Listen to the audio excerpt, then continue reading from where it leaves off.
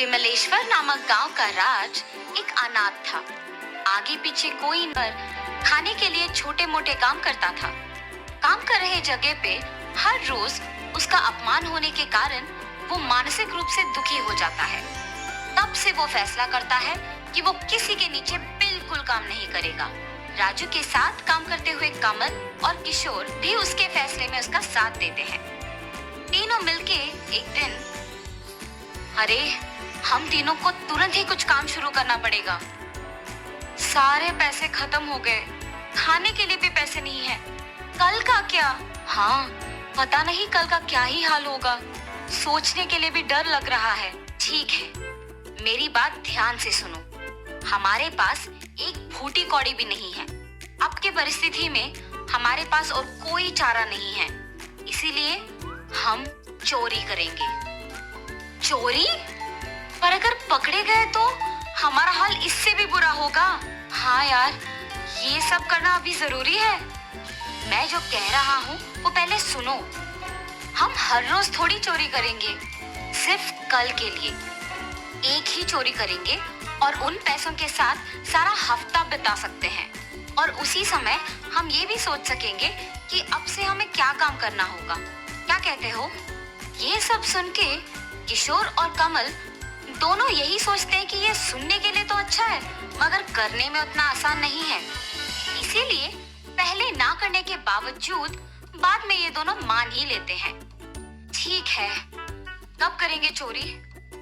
मैं कहूँगा सुनो। तीनों मिलके कल बस्ती के मार्केट को जाएंगे। वहाँ अमीर लोग तो आएंगे ही, मगर उनके साथ सहायक तो होंगे। सब्जियां सहायक पकड़ेंगे और पैसे अमीर लोग। मार्केट को वैसे भी औरतें ज्यादा आते हैं, इसीलिए हमारा काम भी आसान से हो जाएगा। और वहाँ उस भीड़ में हमें कोई पकड़ भी नहीं पाएगा। योजना तो अच्छा है, पर क्या तुम्हें लगता है कि हमने जो सोचा वही होगा? शक करने की कोई जरूरत नहीं है, बस मैंने जो बोला वही करो। ये हमारा पहली बार है, इसीलिए हमें देख के सब कुछ करना होगा। ऐसे सोच के अगले दिन बस्ती के मार्केट में जाके प्रवेश द्वार के पास तीनों एक जगह पे बैठ के सभी पे नजर रखते हैं। उसी समय में एक बड़े कार से एक मोटी औरत उतरती है। उस औरत का सहायक उनकी चीजें सारे पकड़ के उनके ही पीछे मार्केट में प्रवेश करता है। वो तीनों उस औरत को देख एक दूसरे के साथ इशारा करते हैं और उसी औरत के साथ मार्केट में प्रवेश करते हैं। राजू बाकी दोनों के पास जाके कहता है, जब तक उस औरत के सहायक के पास चीजें भर के नहीं होंगे, हम उनके पास भी नहीं जाएंगे। ऐसे तीनों तीन अलग दिशाओं में जाके खड़े हो जाते हैं। एक बार जब उस सहायक के हाथ में चीजें भर जाते हैं, तो किशोर जानबूझकर उसके हाथों से चीजें गिरा के वहाँ से भाग जाता है। दूसरी तरफ से कमल भागते हुए आकर उस अमीर औरत के हाथों में से बैग छीन के वहाँ से भाग जाता है। रास्ते में खड़े राजू के हाथों में जो बैग है, उसमें धीरे से पैसों का बैग डाल के वहाँ से भाग जाता है। वहाँ खड़े अमीर औरत को और उसके सहायक को कुछ भी समझ नहीं आता है। एक तरफ सारी सब्जियां नीचे गिरी हुई है और दूसरी तरफ उनके पैसों का बैग गायब है। इस कारण दोनों परेशान रहते हैं। राजू के पास मौजूद बैग को वो कमल और किशोर के बिना ही खोल के देखता है। उसमें 3000 रुपए उसे मिलते हैं। उसमें से वो 1500 रुपए निकाल के अपनी जेब में रख के तब कमल और किशोर जिस जगह पे हैं वहां जाता है। वहां जाके ऐसे नाटक करता है कि वो पहली बार बैग खोल रहा है। अरे 1500 रुपए है रे इसमें, चलो तीनों 500 रुपए बांट लेते हैं।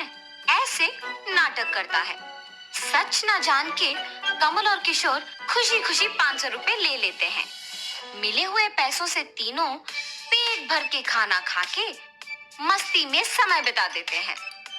लेकिन आगे क्या करेंगे ये बिल्कुल नहीं सोचते हैं। और ऐसे ही एक हफ्ता गुजर जाता है। किशोर और कमल के पास पैसे हो जाने के कारण उनको ये नहीं पता चलता कि वो क्या करे। तब वो राजू के पास जाते हैं। राजू, आए हुए पैसे तो हफ्ते भर भी नहीं चले, वैसे हमने तो सोचा है कि हम इन पैसों से कुछ काम करेंगे, लेकिन तुमने तो उसके बारे में बात ही नहीं किया। हमने पढ़ाई नहीं किया और किसी और के नीचे तो काम नहीं करेंगे। हमारे पास पैसे कमाने का अब एक ही रास्ता है और वो चोरी करना है। हाँ यार, ये तो सच है। हाँ, मुझे भी यही एक रास्ता दिख रहा है चोरी करने के लिए। और उस एक दिन के पैसों से हमने हफ्ता पूरा बिताया। अब बोल, और कोई है योजना?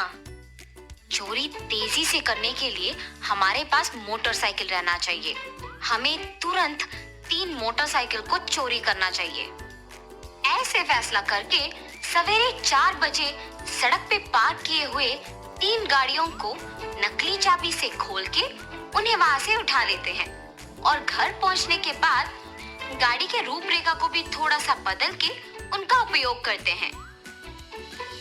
और तब से हर रोज चोरी करना शुरू करते हैं।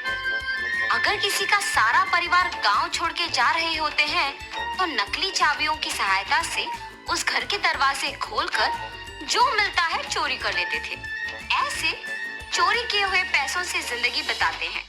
राजू भी उसके दोस्त कमल और किशोर के मामले में नहीं बदलता है। उनको गलत रास्ता पकड़ा के महंगी चीजें मौजूद जगहों को उनसे पहले जाके उन्हें चोरी कर लेता था और बचे हुए चीजों को उनसे बांटता था। ऐसे ही उनकी मुसीबत के बिना चल रहे उनके ये चोरियां अब पुलिस तक पहुंच जाती है। एक के घर में चोरी करते हुए ये तीनों पुलिस के हाथों पकड़े जाते हैं। राजू का हर बार महंगी चीजों के लिए उसके दोस्तों से पहले ही घर में घुसना ही उसे पकड़ा देता है।